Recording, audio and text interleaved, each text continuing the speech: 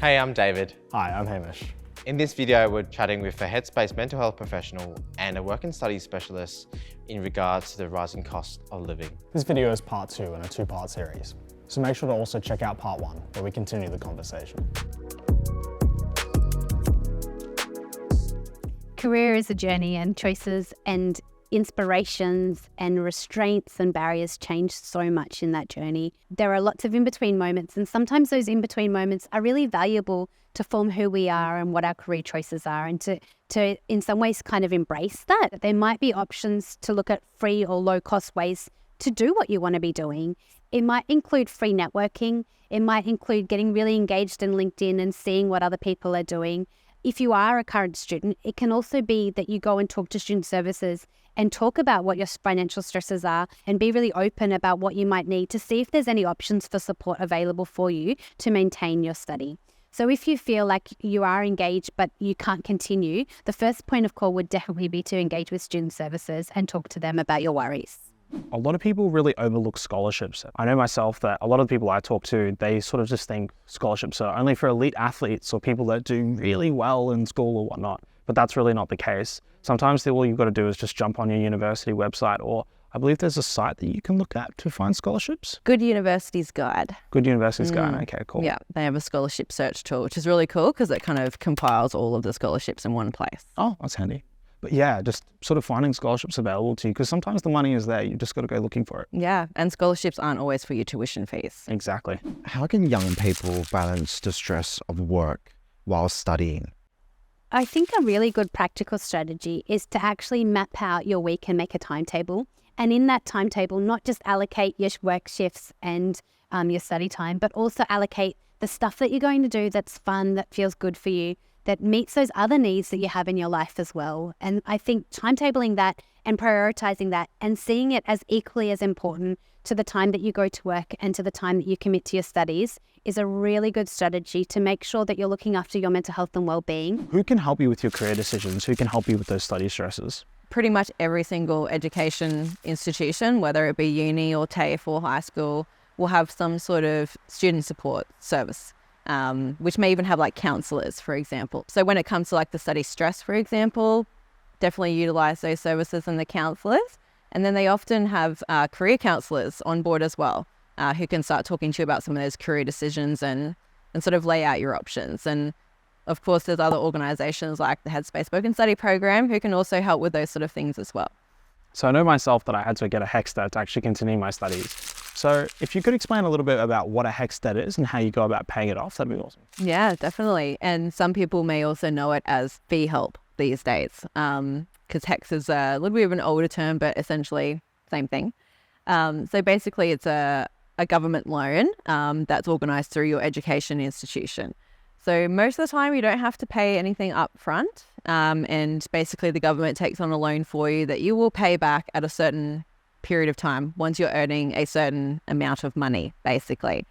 For that actual amount of money that you have to be earning, highly recommend you check out the information that your education institution gives you, because often it changes.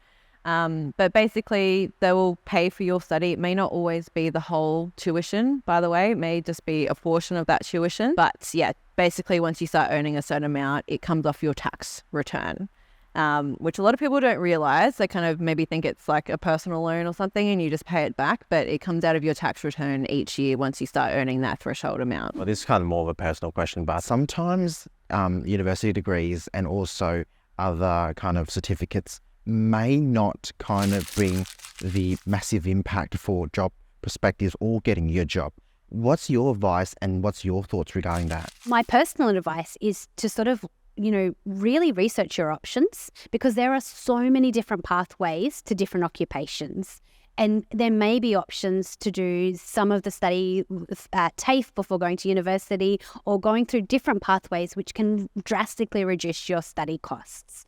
So I think the first step is to really do your research, and that might involve getting some support and some advice from a career counsellor, from free career support services that are available in your state or nationally. Work and Study at Headspace is one of those programs where you can do that. I think that finding out like labour market information around what the graduate outcomes are for different courses and the different opportunities for where you can study those courses is really important.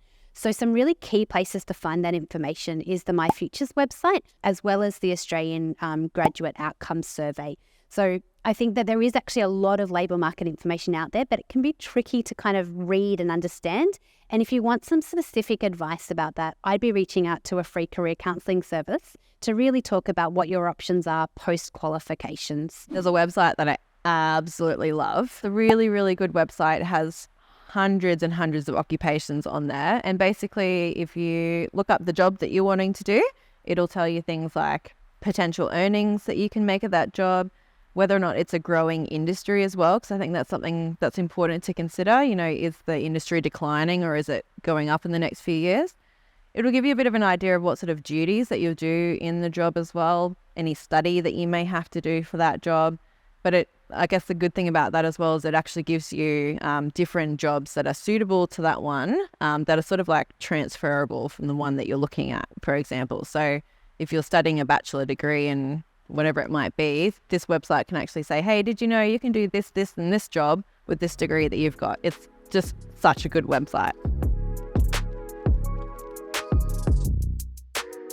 I remember when I initially left high school, I actually moved across the other side of the country, and it was a massive change for me, studying and just really had no clue what I was doing. It is a really big transition. So I was sort of wondering, I've got some ideas of my own, but do you have anything to share on that sort of topic about how it can be sort of a bit of a easier transition?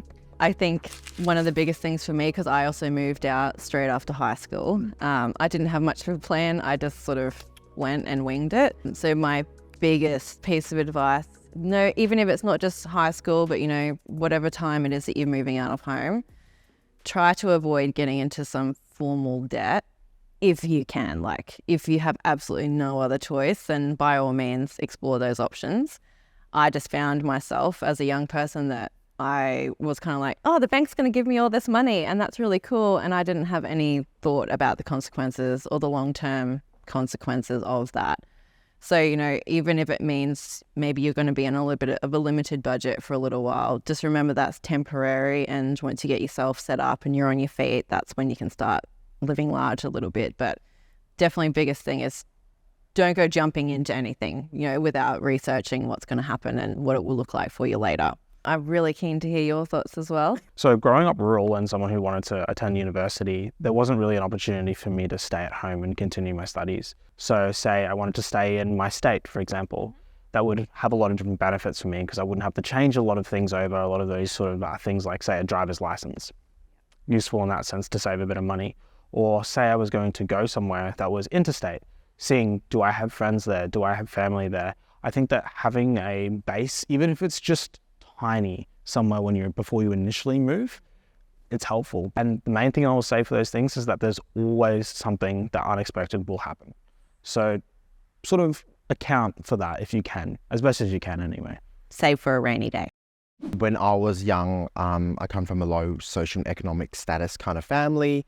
Housing security was a bit tough, but now as I grew older, you know, family works now, I work, and as a young person, it's sometimes good to move out just to have your own space, as sometimes your values and beliefs at home is different.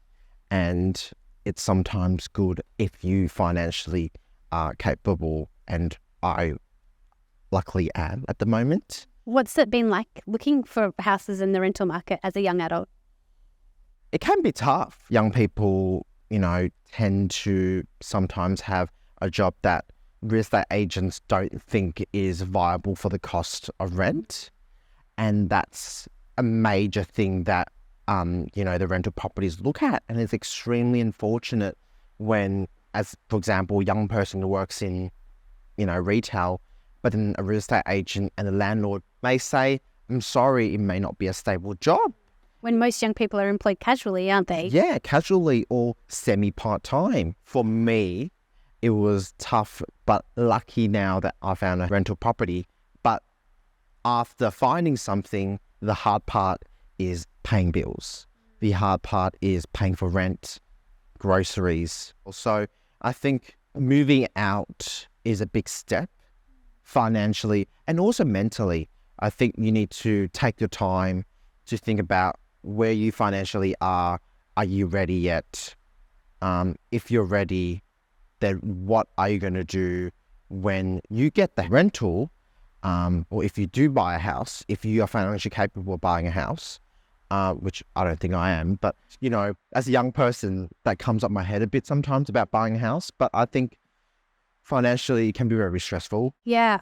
So many people are in a situation at the moment where housing affordability and the idea of owning a house seems unattainable. Although I think I'd also like to say that it's okay if that's not a priority for you as a young person at the moment too. I think there's a lot of media hype and there's a lot of information out there that there's a housing affordability crisis. And yes, housing affordability is an issue and a worry for many people.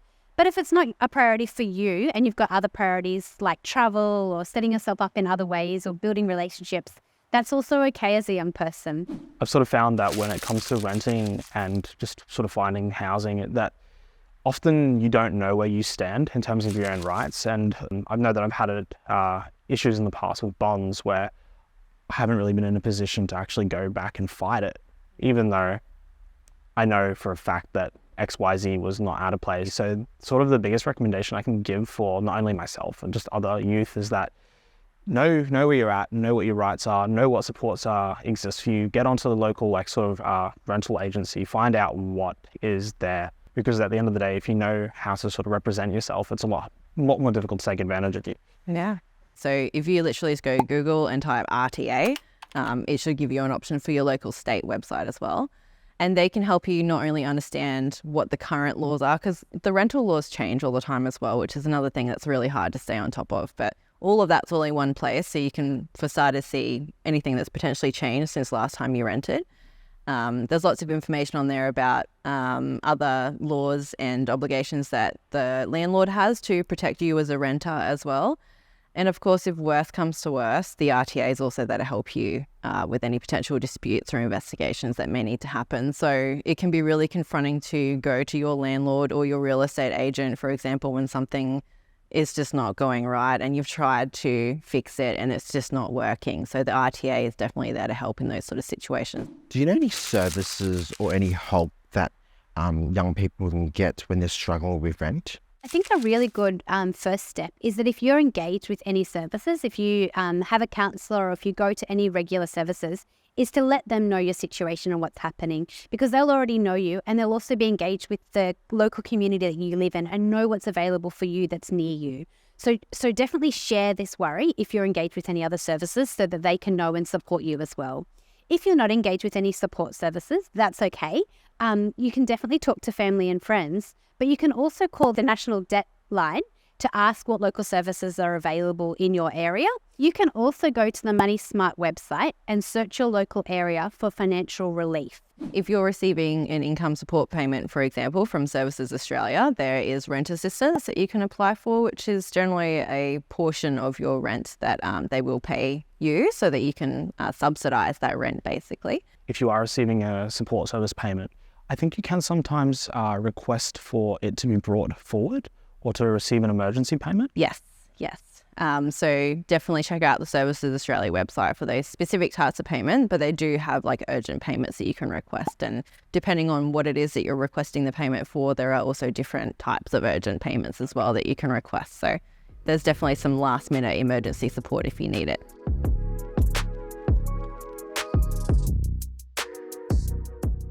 So sort of in this sort of wealth of knowledge, the sea of knowledge that is often found on the internet, how do you sort of navigate what is trusted and what's probably a little bit shady? Yeah, definitely a really good question, especially when we're Googling things all the time and anything can come up. I would definitely recommend to look for those government websites if you can. So look out for the .gov.au is the other part of that as well. They're usually really reputable and trusted sites that you can use. But if you're unsure and you've done a random Google and you've got this service that's going to lend you money, for example, and you haven't heard of them before, then just dig a little deeper. Talk to your friends and family and see if they've ever heard of this company before. Maybe even on social media, for example, and you can see influencers who are often recommending certain products or services. But don't just trust what you're hearing and seeing on social media in particular. Make sure you do your own research and ask people that you know and trust if they've ever heard of those services before. I know that employment service providers are actually something that's mandatory to access government supports. So what's the best way that you can engage with them to actually get the most out of them? A lot of employment service providers can actually help with things like getting interview clothes or fuel cards or even some short courses, sometimes even like Cert 3s or something like that. And make sure that was available. Yeah, there's funding available that you can access. It's definitely case by case, but it certainly helps to just ask. But of course, the other thing that they can do as well is connect you to other local services. So if you're potentially like new to the area as well, and you've just been connected with this provider, they can let you know who the housing support company might be and mental health supports, and even help you navigate just Centrelink in general, because they can be really confusing as well. I definitely think getting in there and actually having a chat in services show is quite helpful, because as you were speaking on rent assistance before, there's so many different benefits that sometimes you don't know that you're entitled to, and the best way to find out is to just let someone know about your situation. Definitely. As a young person, where can I learn more about financial literacy? There's some great resources on the Headspace website. There is also some fantastic resources on Money Smart Australia. And I think if you're engaged with any programs or support services, you can ask if there's financial counselling in your local area as well. Can you tell me more about the Headspace work and study programs? Yeah, so Headspace have 3 work and study programs. One of the programs is centre support. So there are some centres that have in-person work and study support. The best way to find that is to actually use the Headspace website and to search your local centre to see if there is work and study support. The other option is work and study online. That service is also clinically integrated. So there are clinicians, mental health professionals that support the specialists in their role and can provide mental health support as well. The other program we have is Headspace Career Mentoring, which links you to an industry expert and can provide mentoring support. Something I really learned from Zoe today was that we touched on a lot of the rising cost of living impacts young people in a lot of different areas. And those areas can be, branching in all different areas like housing security, young people's mental health, the family and friends support, career progression, life progression, and a lot more. And there is a lot there that can stress me out, but there's a lot of different services out there from all these areas that I can get support from, which can hopefully, lower my stress levels, and I can, hopefully help my mental health. Yeah, just a better life in general. And how about you, Hamish? How did your conversation with Sam go? Yeah, so Sam and I, we spoke about a lot of different topics. We sort of went over, again, as you spoke before, over sort of rental and finding housing security. We spoke about the sort of stresses and that can come on with sort of as you're leaving high school. I think that there was quite a few things that I took away from it, but I would say that probably the primary one is just the sort of need to take a step of some form if you are under pressure, just to sort of reach out, even if that's not necessarily in a super formal capacity, because often we're walking in the footsteps of people that have, gone before us and done these things. So it's really important to sort of pick their brains and figure out what tips they have available to us. And sometimes it can be obviously really stressful to go out and access some more formal support, whether that be the government or say visiting a financial advisor or just even a counselor of sorts. It's a big step. So just being able to take that little one first is a good way to sort of dip your toes in the water of finding those supports and sort of getting your ducks in a row. It doesn't have to be, services. It doesn't have to be online services and supports. Your friends are also a part of your support group. Your family is also part of the support group. I know for me, just making sure that I take the time to look after myself and just have that brief moment of respite, even if it's just having a sleep in or, going for the walk in the park or catching up with that friend that you haven't seen in a while. It's very, very important to not neglect yourself. Unfortunately, we'll never have a crystal ball, so we can't really predict the future. There'll always be tough times, but the thing is, you will get better. Keep pushing and keep moving forward. Look after yourself, because your mental health is just as important.